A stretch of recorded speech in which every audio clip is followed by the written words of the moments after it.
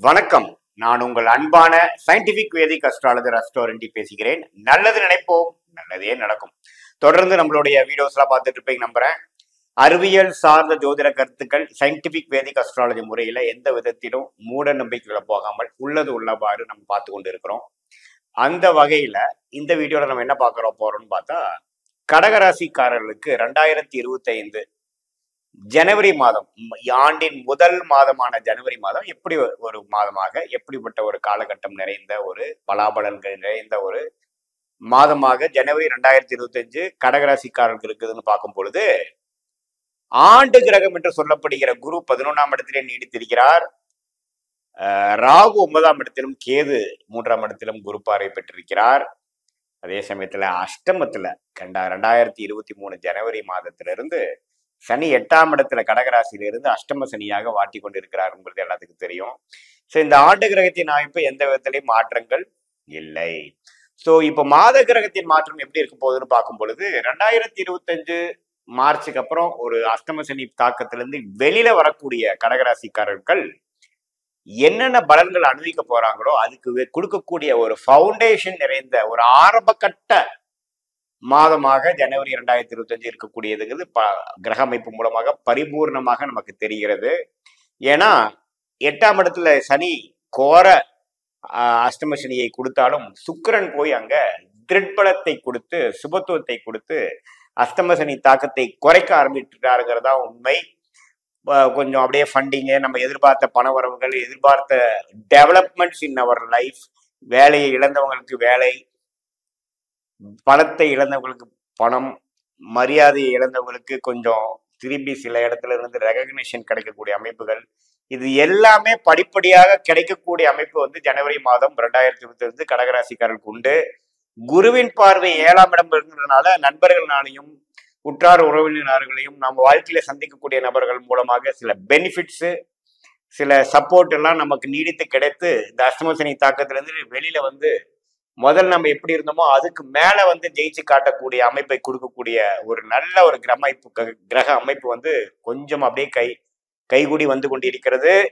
கடகராசிக்காரர்கள் உங்களுக்கு வந்து விடிவு காலம் பக்கத்துல வருதுங்கிறது ஜனவரி மாசம் காட்டி கொடுத்து விடும். அதே சமயத்துல குருவின் பார்வை புதனுக்கு பெற்றனால கொஞ்சம் புத்தி நல்லா வேலை செய்து, மாணவர்களா இருந்தாலும் சரி, இந்த அக்கௌண்ட்ஸ், ஐடி, சாஃப்ட்வேர் அது மாதிரி முறையில் இருந்தாலும் சரி, நல்லாவே வந்து முதல்ல இருந்த கிளாரிட்டியோட இப்போ கொஞ்சம் நல்லாவே வந்து புரிதலோட, முயற்சியோட, ஒரு கோல் ஓரியன்டேஷனோட, ஒரு தீர்க்கமான முடிவோட செய்யப்படக்கூடிய அருமையான ஒரு கிரக அமைப்பு புதனும் கொடுக்கிறார். அவரும் பார்த்தீங்கன்னா என்னதான் குருவின் பார்வையிலிருந்து தனுசுக்கு மாறி விலகினாலும் ஒரு மாதத்தின் இறுதி 2 வாரங்கள்ல வந்து எகேன் குருவின் பார்வைகளை வரார்.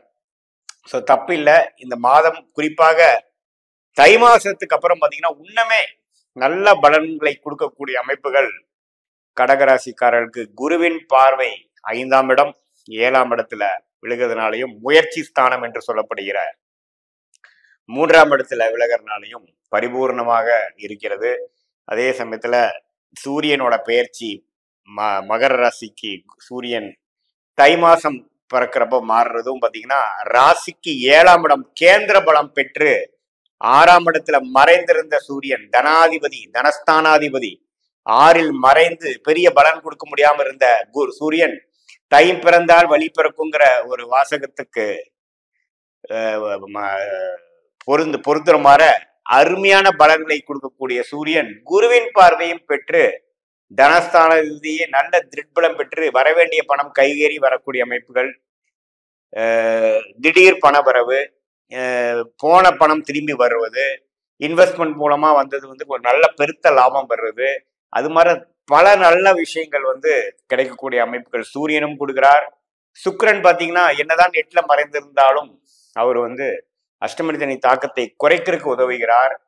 ஸோ சூரியனோட பயிற்சி நல்லா இருக்கு, சுக்கிரனோட பயிற்சி நல்லா இருக்கு, புதனின் பயிற்சி விருச்சிகம், தனுசு, மகரம், இந்த 3 ராசிக்கும் அடுத்தடுத்து இந்த மாதத்தில் டிராவல் பண்ணக்கூடிய சஞ்சரிக்கக்கூடிய அமைப்புகளும் நம்ம ஒரு நல்ல அமைப்பாக தான் இருக்கிறது. செவ்வாய் வந்து ராசிக்குள்ளேயே நீச்சமா இருந்ததுனாலும் அது வந்து அவர் ராஜயோக அதிபதியாக இருக்கிறதுனால கொஞ்சம் கோபதாபங்கள் அப்பப்ப கொடுக்கலாம், டென்ஷன்கள் கொடுக்கலாம், கொஞ்சம் நம்ம எதிர்பார்க்கிற விஷயங்கள் அவ்வளவு வேகமாக நடக்காமல் கைக்கு வந்தது வாய்க்கு வரவில்லையேங்கிற மாதிரி சில டென்ஷன் சிச்சுவேஷன்ஸ் கொடுக்குமே ஒழிய ஒரு சாதகமற்ற பலனை கொடுக்கக்கூடிய அமைப்புல அவரும் இல்லைங்கிறது நம்ம கண்டிப்பாக தெரிந்து கொள்ள வேண்டும். ஸோ எல்லா கிரகத்தின் அமைப்புகளும் கொஞ்சம் அஷ்டமசனி தாக்கத்தில் கடந்த 1.5 வருஷம் 1.25 வருஷமாக குறிப்பாக ஆயிலி நட்சத்திரக்காரங்க பூச நட்சத்திரக்காரங்களாம் கடந்த ஒரு வருஷமா படுத்துனதுதான் உண்மை. அது இப்போ ஆயில் நட்சத்திரக்காரங்க அடுத்த ஒரு 3வது பாதம் 4வது பாதத்தில் பிறந்தவங்களுக்கெல்லாம் இப்போ அஷ்டமசனி தாக்கங்கள் நல்லா இருந்து தூக்கம் இல்லாம இருக்கிறது, சில விஷயங்கள் மறந்து போயிடுறது, என்ன செஞ்சங்கிறது அடுத்த நாளே மறந்துடுறது, கிளாரிட்டி இல்லாம செயல்படுறது, எந்த ஒரு சிஸ்டமேட்டிக் ப்ராசஸ்குள்ளேயும் போக முடியாம இருக்கிறது எல்லாம் கொஞ்சம் படிப்படியாக குறைந்து ஒரு இயல்பான வாழ்க்கைக்கு வந்து நல்ல இதுவரைக்கும் 2023 இருந்ததோட 25 ஏப்ரலுக்கு அப்புறம் நல்லா செட்டில் ஆகிட்டாங்க.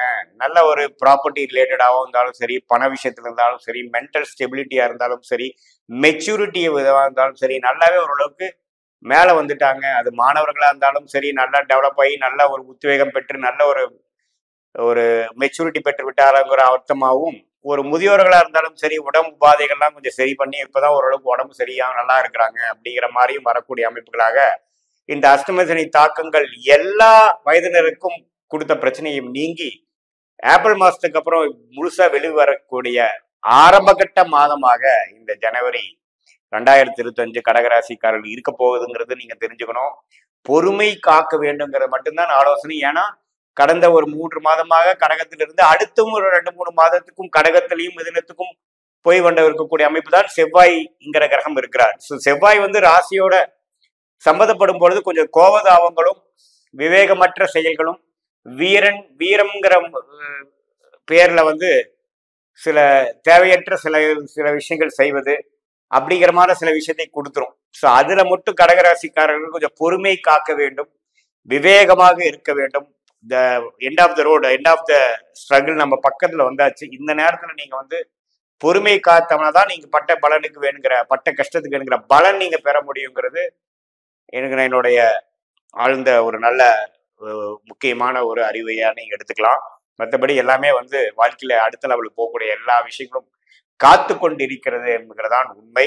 இது ஒரு பொதுவான பலன்களே தவிர இது வந்து உங்களுடைய ஜென்ம ஜாதகத்தில் நீங்க பிறந்த தேதி, பிறந்த நேரம், பிறந்த ஊரை வைத்து உங்களோட ஜாதகத்துல எந்த லக்னத்துல பிறந்தீங்க, லக்னாதிபதி எப்படி இருக்கு, எந்த நட்சத்திரத்துல பிறந்தீங்க, எந்த நட்சத்திரத்துல பிறந்தீங்கன்னா எந்த தசாபுக்திகள் போகும், அந்த தசாபுக்திகள் இப்ப என்ன போயிட்டு இருக்குது, தசநாதன் கோச்சாரத்துல நம்ம பேசின கோச்சாரத்துல எப்படி இருக்கிறார், புக்திநாதன் எப்படி இருக்கிறார்லாம் மிக்ஸ் பண்ணி ஒரு அக்யூரேட்டான ஒரு துல்லியமான ஜாதக பலன் எடுத்து நீங்க கேட்கக்கூடிய அடுத்து வரக்கூடிய காலகட்டங்கள் எப்படி இருக்கும், எது மாதிரி நம்ம உத்வேகமான சில விஷயங்கள் செய்யலாம், எதெல்லாம் நம்ம அவாய்ட் பண்ணலாங்கிற ஒரு துல்லியமான பலாபலன்கள் எடுக்க முடியுங்கிறது நேயர்கள் தெரிந்து கொள்ள வேண்டும்.